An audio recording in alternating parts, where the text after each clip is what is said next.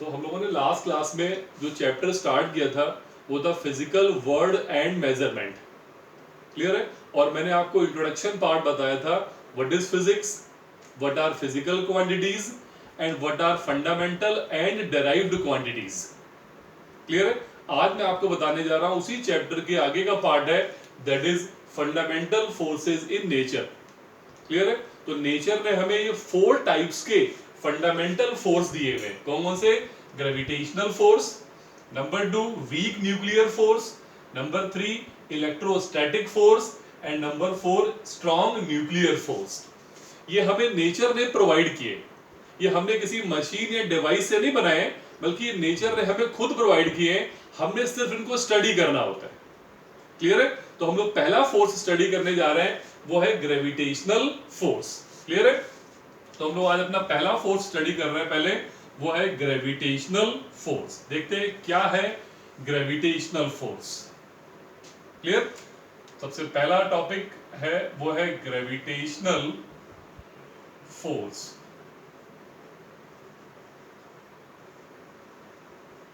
Clear है? Done. तो जब भी आती है ग्रेविटेशनल फोर्स के बाद, तो आपके माइंड में सबसे पहली पिक्चर, सबसे पहली इमेज क्या आती है? वो आती है मिस्टर न्यूटन की। क्लियर है? मिस्टर न्यूटन ने सबसे पहले स्टडी करा ग्रेविटेशनल फोर्स को, और हमें यह बताया कि यूनिवर्स में जितनी भी बॉडीज हैं वो दूसरी बॉडी को अपनी ओर अट्रैक्ट करती है, और जिस फोर्स से अट्रैक्ट करती है उसी फोर्स को हम बोलते हैं gravitational force.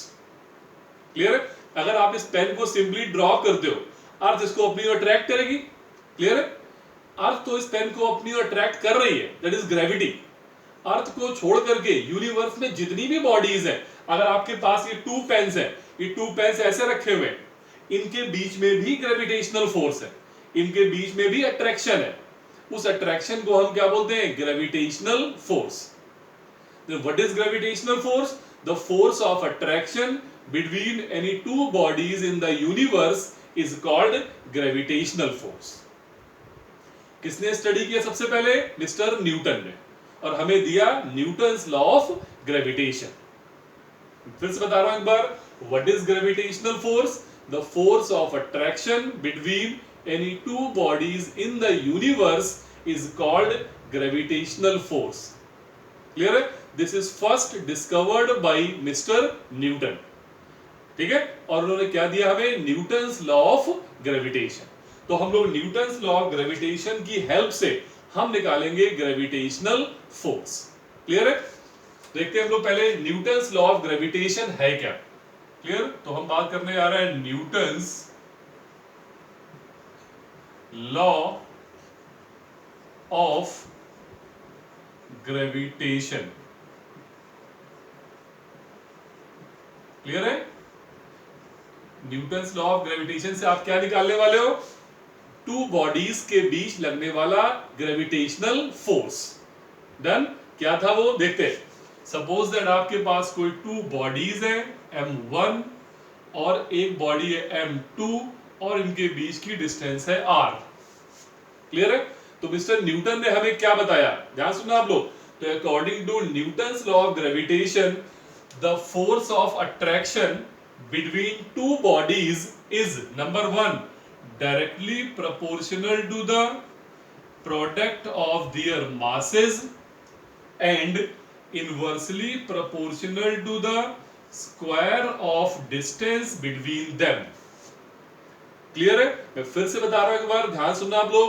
According to Newton's law of gravitation, clear है, the gravitational force of attraction, हमेशा अट्रैक्शन होगा।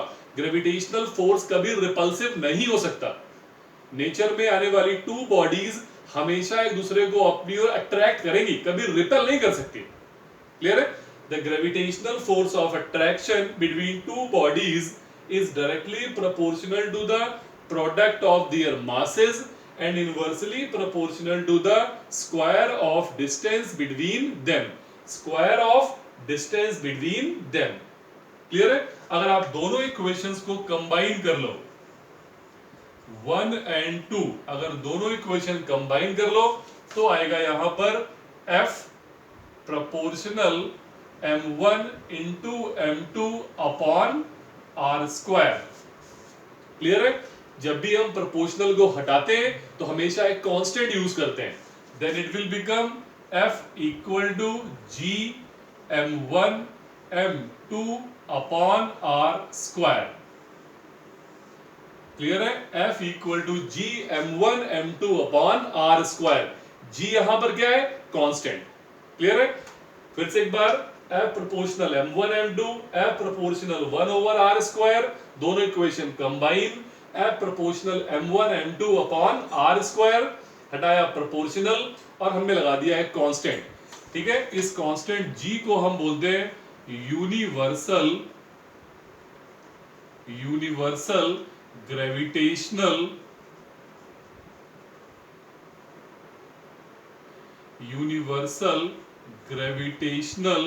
कांस्टेंट। क्लियर है? This g is called universal gravitational constant. Sir इसको यूनिवर्सल कांस्टेंट क्यों बोलते हैं? बिकॉज इसकी वैल्यू पूरे यूनिवर्स में कांस्टेंट रहती है। आप यूनिवर्स के किसी भी पार्ट में चले जाओगे, किसी भी प्लेनेट पे चले जाओगे, कैपिटल जी की वैल्यू हमेशा कांस्टेंट ही होगी। कितनी होगी अभी बता रहा हूं आपको मैं। डन? क्लियर है? अब अगर हम लोग इस जी के बारे में डिस्कशन थोड़ा करें, अगर हम निकालें यूनिट ऑफ जी, तो यहां से जी की यूनिट क्या आएगी? चेक करो सब लोग, क्रॉस मल्टीप्लाई करो एक बार। तो जी इक्वल टू कितना आ गया? F into R square over m1 into m2। Clear है? F हमेशा होता है न्यूटन में, R होता है मीटर स्क्वायर, नीचे क्या आएगा? kg इंटू kg स्क्वायर, ऊपर ले आएंगे, इट विल बिकम kg की पावर -2। क्लियर है? This is the unit of G। Done? अगर हम बात करते हैं वैल्यू ऑफ G क्या देखते हैं एक बार। वैल्यू ऑफ G, तो G equal to 6.67 into 10 raise to the power -11, क्या? न्यूटन मीटर स्क्वायर पर केजी स्क्वायर। क्लियर है यहां तक? ये आ गई G की वैल्यू, ये है G की यूनिट। मींस कभी भी आप कोई न्यूमेरिकल करोगे तो आपको G की वैल्यू ये पुट करनी पड़ेगी, m1 m2 r हमें गिवन होंगे। डन? सारी वैल्यू पुट करके आप f की वैल्यू निकाल सकते हो। Done? This is called Newton's law of gravitation. Clear है? G is called universal gravitational constant. G की यूनिट ये रही, G की वैल्यू ये है। G क्वांटिटी कैसी है? सेकेंड पार्ट ये था, फर्स्ट मैं यहां डाल देता हूं। G is a third part, G is a scalar quantity. G कैसी क्वांटिटी है हमारी? स्केलर। स्केलर मींस G का ना G की कोई डायरेक्शन नहीं है, सिर्फ क्या है? मैग्नीट्यूड। ऐसी क्वांटिटीज जिनमें सिर्फ मैग्नीट्यूड हो, डायरेक्शन ना हो, उसे हम लोग बोलते हैं स्केलर क्वांटिटी। क्या क्लियर है? Then this is Newton's law of gravitation and this is gravitational force. फिर से बता रहा हूं, what is gravitational force? It is directly proportional to the product of masses and inversely proportional to the square of distance between them. Clear है? This is Newton's law of gravitation. ये formula हमें मिल गया। Done? Gravitational force clear हुआ कि नहीं? Clear? अब हम लोग बात करने जा रहे हैं इसी में properties of gravitational force. Gravitational force की प्रॉपर्टीज कौन कौन सी है वो आपको एक बार पढ़ लो और उसे याद भी करना है आपने। क्लियर है?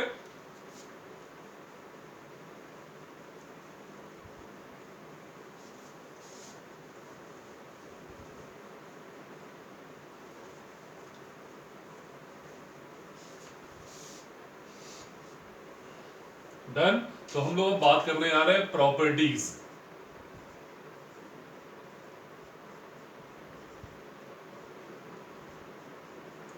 प्रॉपर्टीज ऑफ ग्रेविटेशनल फोर्स, ये आपने नोट भी कर लेना है। क्लियर? तो सबसे पहली property, first property, it is the weakest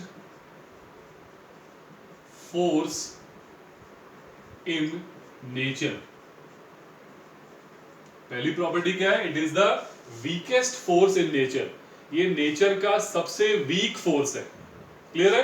second property, it obeys inverse, it obeys inverse square law. It always obeys inverse square law. Sir inverse square law क्या होता है? F proportional 1 over R square। Clear है? It obeys inverse square law। Done। Third property, it is always attractive, it is always attractive in nature। ये force कभी भी repulsive नहीं हो सकता, हमेशा कैसा होगा? अट्रैक्टिव। क्लियर है? Property number 4, done. It is a long range force. It is a long range force means इसकी एग्जिस्टेंस आप काफी डिस्टेंस तक रियलाइज कर सकते हो। डन। क्लियर है? Property number 5, it is a conservative force. It is a conservative force. ठीक है? कैसा फोर्स है? कंजर्वेटिव फोर्स मींस इस फोर्स के अगेंस्ट किया गया वर्क पाथ पे डिपेंड नहीं करता है। क्लियर है? तो ये 4 प्रॉपर्टीज थी ग्रेविटेशनल फोर्स की। कौन कौन सी? Number 1, it is the weakest force in the nature, it obeys inverse square law, it always attractive in nature, it is a long range force, and number 5, it is a conservative force. ये कैसा force है? Conservative force है। एक property और लिख देता हूं मैं, property number 6, it is a central force. It is a central force मतलब ये फोर्स हमेशा बॉडी के सेंटर की ओर होता है। मींस एक बॉडी दूसरी बॉडी को हमेशा अपने सेंटर की ओर ही अट्रैक्ट करती है। क्लियर है? मींस अगर आपने पेन ड्रॉप किया तो पेन जा किधर रहा है? अर्थ के सेंटर की ओर जा रहा है। क्लियर है? तो आप ये एक फोर्स अच्छे से प्रिपेयर कर लोगे। क्या? What is gravitational force? ठीक है? What is Newton's law of gravitation and what are the properties of gravitational force. Clear है? एक बार सारी प्रॉपर्टीज आप अच्छे से लर्न कर लोगे। क्लियर है? नोट भी कर लेना, आप फेयर कॉपी पे इसको नोट भी कर लेना, साथ में लर्न भी कर लेना है। डन। क्लियर? अब एक और फोर्स की बात हम करने जा रहे हैं। ठीक है? वो है सेकेंड नंबर फोर्स था अपना, वो था वीक न्यूक्लियर फोर्स। क्लियर है? Week nuclear force. तो सेकेंड नंबर फोर्स है वीक न्यूक्लियर फोर्स। ठीक? क्लियर है? ये फोर्स हमें नेचर में बहुत कम नजर आता है। जैसे ग्रेविटेशनल फोर्स को तो आप अपनी डेली लाइफ में देखते रहते हो, कोई भी चीज ड्रॉप करिए आपने, सर ये तो ग्रेविटेशनल फोर्स है। लेकिन वीक न्यूक्लियर फोर्स हमें नेचर में इजीली नजर नहीं आएगा। क्लियर है? सर ये कहां पर होता है? ध्यान सुनना मैं क्या बोल रहा हूं। होता क्या है? जब होती है radio active process. Sir radio active process क्या होती है? जब हमारा कोई रेडियो एक्टिव एलिमेंट डिके होता है, किसमें? लाइटर न्यूक्लियाई में डिके होता है, उस प्रोसेस को हम बोलते हैं radio active element. Sir radio active elements होते क्या है? हमारा यूरेनियम, थोरियम, पोलोनियम, ये सारे किसके एग्जांपल है? रेडियो एक्टिव एलिमेंट्स के। ये हैवी न्यूक्लियस होते हैं। जब ये रेडियो एक्टिव एलिमेंट डिके होते हैं, किसमें? स्मॉल न्यूक्लियस में डिके होते हैं, उस समय कई सारे एलिमेंट्री पार्टिकल्स भी साथ साथ एमिट होते हैं। क्या कहा मैंने? जब एक रेडियो एक्टिव एलिमेंट डिके होता है स्मॉलर न्यूक्लियाई में, इस प्रोसेस को हम बोलते हैं रेडियो एक्टिव डिके। क्लियर है? ड्यूरिंग रेडियो एक्टिव डीके कई सारे एलिमेंट्री पार्टिकल्स भी एमिट होते हैं। क्लियर है? उन्हीं एलिमेंट्री पार्टिकल्स के बीच में ये फोर्स नजर आता है for a very short period of time. Clear है? जैसे जब रेडियो एक्टिव डीके हुआ तो वहां पर निकले बीटा पार्टिकल्स निकले, अल्फा पार्टिकल्स भी निकले, गामा पार्टिकल्स भी निकले। जब भी रेडियो एक्टिव डीके होता है तो अल्फा, बीटा या गामा पार्टिकल्स निकलते हैं। इन्हीं एलिमेंट्री पार्टिकल्स के बीच में जो फोर्स अवेलेबल होता है for a very short period of time, that force is called weak nuclear force. इसकी बहुत ज्यादा प्रॉपर्टीज अवेलेबल नहीं है अभी। एक बार फिर से बता रहा हूं, एक होते हैं हमारे रेडियो एक्टिव एलिमेंट्स। कौन से? Uranium, thorium, polonium, heavy nuclei, जो इन्हें बोलते हैं रेडियो एक्टिव एलिमेंट। इन्हें जब हम फ्रीली छोड़ते हैं तो ये लाइटर न्यूक्लियाई में धीमे धीमे डिके होते हैं। This process is called radioactive decay, and during radioactive decay the force between elementary particles for a very short period of time is called weak nuclear force. इसीलिए मैंने कहा था ये हमें बहुत ज्यादा नजर नहीं आता है। क्लियर है? तो आपसे कोई पूछता है what is weak nuclear force, तो आप क्या लिखोगे? It is a force, it is a force which comes into play for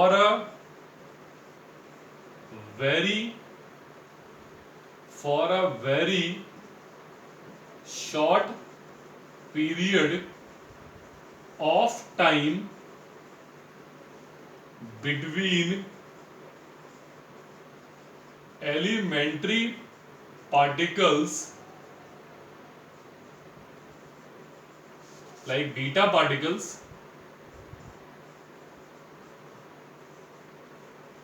clear है, which comes into play for a very short period of time between elementary particles during radioactive decay,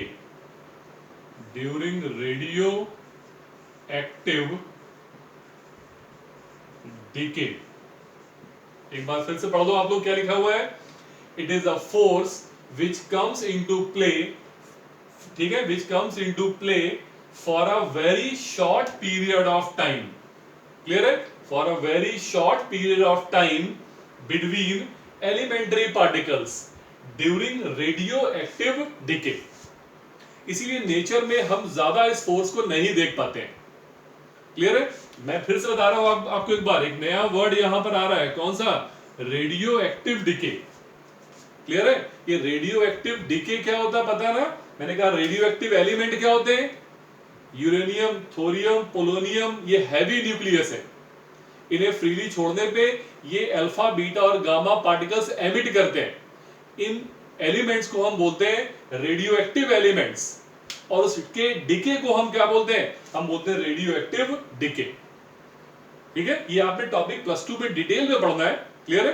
radio active decay की duration में जो elementary particles निकल रहे हैं उनके बीच जो force आ रहा है for a very short period of time, that is called weak nuclear force.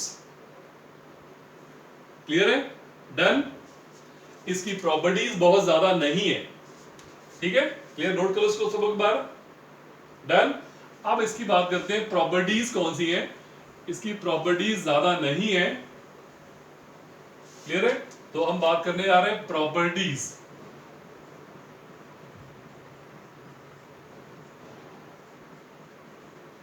Done? तो प्रॉपर्टीज कौन सी है? सबसे पहली property, it is 10 raised to the power 25 times stronger than gravitational force। Clear है? ये 10 to the power 25 times stronger है, किससे? Gravitational force से। सेकेंड, दिस फोर्स, क्लियर है, this force will available will appear only between elementary particles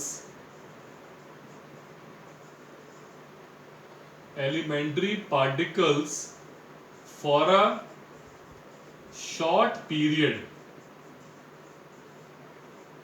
clear है? Main property इसकी पहली property है, it is 10 raised to the power 25 times stronger than gravitational force. Clear है?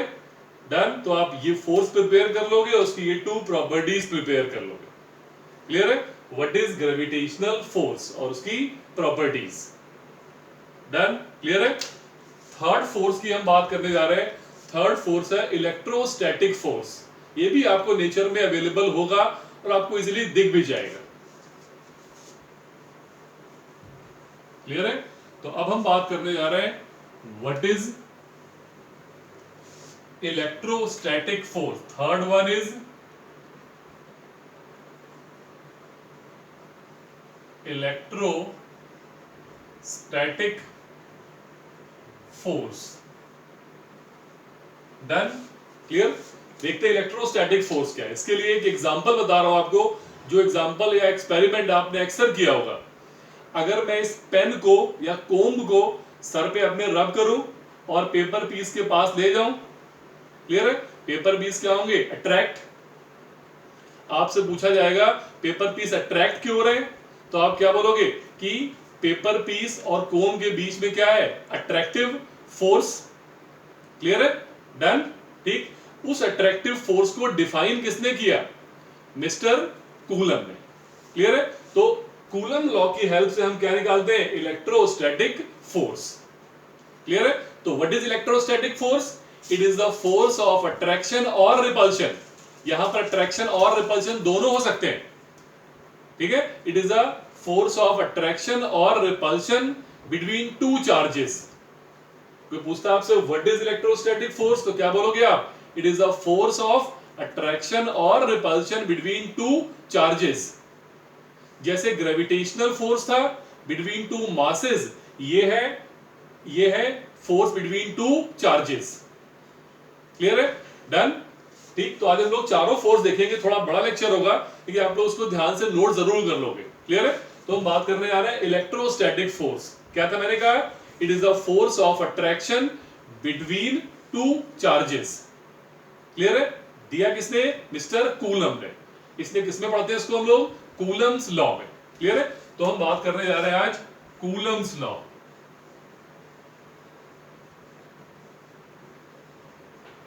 Clear है? Coulomb's law हमें बताएगा कि इलेक्ट्रोस्टैटिक फोर्स कैसे निकालते हैं. डन. क्लियर है?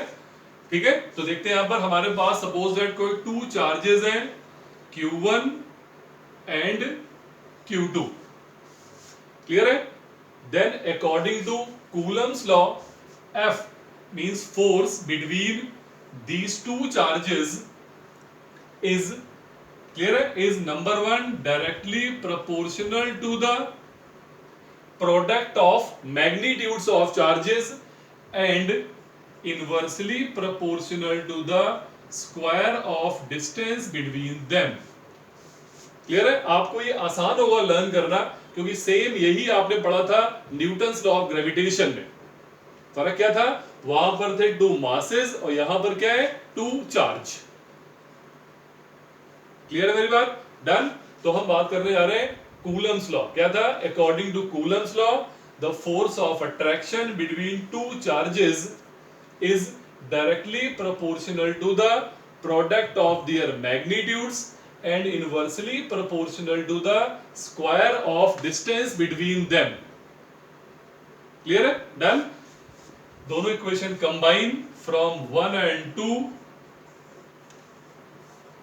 From 1 and 2 it will become F proportional Q1 Q2 upon R square.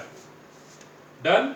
हटाया प्रोपोर्शनल, लगा दिया constant. It will become F equal to K Q1 Q2 upon R square. K यहां पर क्या है? अब K is a constant. Clear है? K यहां पर क्या है? कांस्टेंट, और के की वैल्यू यहां पर कितनी है? 9 इंटू 10⁻⁹ न्यूटन मीटर स्क्वायर पर कूलम स्क्वायर। ये है यहां पर के की वैल्यू। क्लियर है मेरी बात? डन। फिर से बता रहा हूं एक बार, कूलम्स लॉ है क्या? According to Coulomb's law, the force between two charges is directly proportional to the product of their magnitudes and inversely proportional to the square of distance between them। दोनों equation combine, हटा के proportional लगा दिया, constant के यहां पर है ये। डन। जब भी आपको न्यूमेरिकल मिलेगा इस पे, आप के की वैल्यू ये पुट कर दोगे, Q1 Q2 आपको गिवन होगा, R आपको गिवन होगा, और आप निकालोगे के की, आप निकालोगे फोर्स की वैल्यू। क्लियर है? अब एक बार हम लोग प्रॉपर्टीज देख लेते हैं इलेक्ट्रोस्टैटिक फोर्स की। ठीक है? तो सेम, काफी हद तक प्रॉपर्टीज सेम ही है। जो properties Newton's law of gravitation में ग्रेविटेशनल फोर्स की थी, काफी हद तक प्रॉपर्टीज सेम है। ठीक, काफी हद तक प्रॉपर्टीज की भी 5 प्रॉपर्टीज है इसकी भी। ठीक है? क्लियर है? तो ये हम लोग 5 प्रॉपर्टीज देखते हैं पहले। फर्स्ट वन सेम वही, क्लियर है? इट इज या it obeys inverse square law, that is आपको पता है F proportional 1/r²। Second property again same, it is a long range force. Done. Third property, it is a central force. Fourth property, it may be attractive, it may be attractive और repulsive। attractive और repulsive क्यों बोल रहा हूं मैं? अगर two charges positive है दोनों तो रिपल्सिव, ठीक है? दोनों नेगेटिव है तो रिपल्सिव, एक पॉजिटिव एक नेगेटिव तो अट्रैक्टिव। डन। क्लियर है? तो ये fifth property, it is conservative force, it is conservative force. Clear है? तो ये प्रॉपर्टीज हो गई इलेक्ट्रोस्टैटिक फोर्स की, इनको आप नोट कर लो। डन। अब अपने पास एक फोर्स और रह गया है, वो रह गया स्ट्रॉन्ग न्यूक्लियर फोर्स। तो मैं आपको नेक्स्ट लेक्चर में स्ट्रॉन्ग न्यूक्लियर फोर्स के बारे में बताऊंगा, और इन सारे फोर्सेस को एक बार रिवाइज भी कर दूंगा मैं। क्लियर है? ये 3 फोर्सेस आप लोग फेयर कॉपी पे कर लो। नेक्स्ट वीडियो पे मैं आपको फोर्थ फोर्स है वो बताऊंगा। क्लियर है? Okay, thank you.